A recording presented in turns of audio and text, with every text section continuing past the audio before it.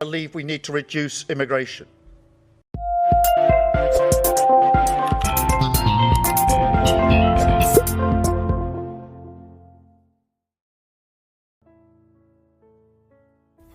On parle d'immigration partout, aux journaux télévisés, dans les discours politiques. I believe we need to reduce immigration significantly. I'm the President of the United States, but I worry about Europe. I love Europe. I love the people of Europe.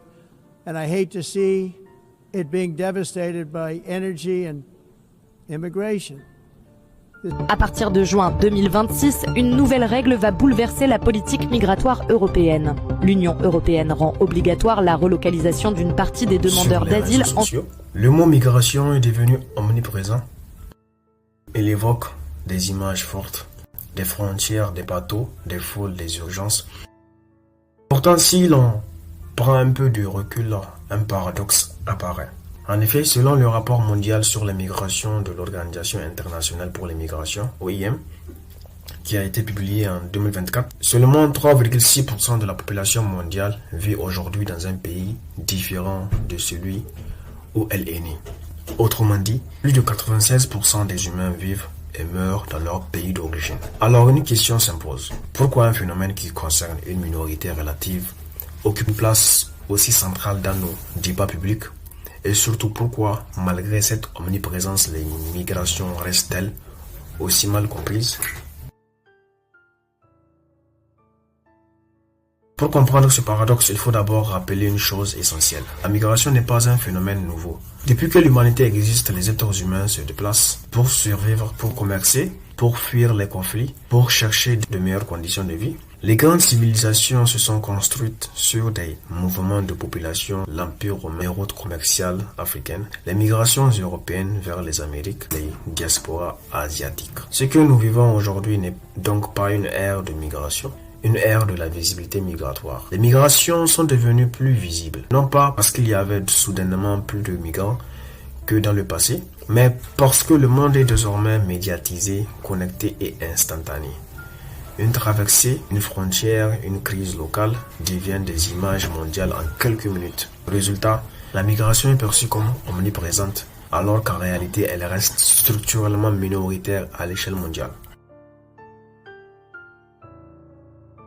Une autre raison majeure de l'incompréhension vient de la manière dont les chiffres sont présentés. On entend souvent parler de millions de migrants, de flux massifs, de vagues migratoires. Ces chiffres existent, mais ils sont rarement mis en perspective. Aujourd'hui, le monde compte environ 281 millions de migrants internationaux selon l'OIM. Ce nombre peut sembler énorme, mais rapporté à une population mondiale de 8 milliards d'habitants, cela représente encore une fois moins de 4%. Autre confusion fréquente, un mélange migration internationale et déplacement forcé. Le Haut Commissariat des Nations Unies pour les réfugiés estime qu'en 2024, environ 117 millions de personnes sont déplacées de force. Mais là encore, une précision est essentielle. Près de la moitié de ces personnes ne franchissent jamais de frontières internationales.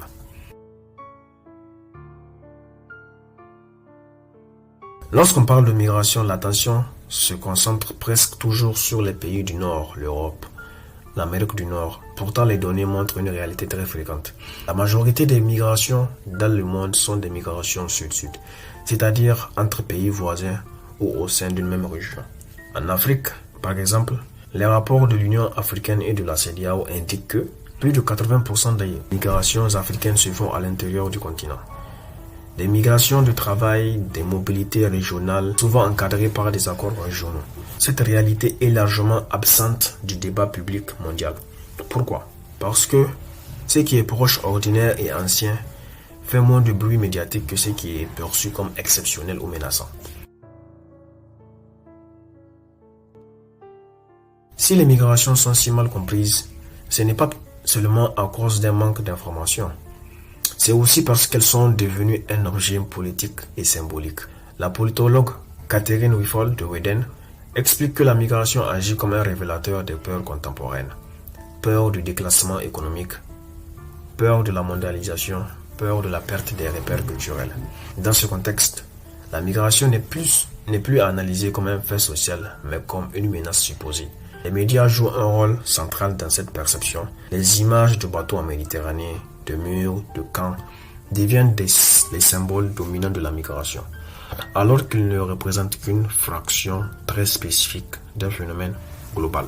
Cette focalisation émotionnelle crée une distorsion. On confond une situation dramatique réelle avec la totalité des migrations humaines. Alors pourquoi parle-t-on autant de migration et pourquoi les comprend-on si mal? Parce que la migration se situe à la croisée de plusieurs enjeux sensibles. L'inégalité mondiale, la souveraineté des États et notre rapport à l'autre. Comprendre les migrations, ce n'est pas nier les difficultés ou les tensions qu'elles peuvent opposer, c'est refuser les simplifications. C'est accepter que la migration soit un phénomène normal, ancien, structurant et profondément humain. Dans cette série de vidéos, je vous propose de dépasser les idées reçues, de revenir aux faits et de comprendre les migrations à partir des sciences sociales. Parce que mieux comprendre les migrations, c'est mieux comprendre le monde dans lequel nous vivons.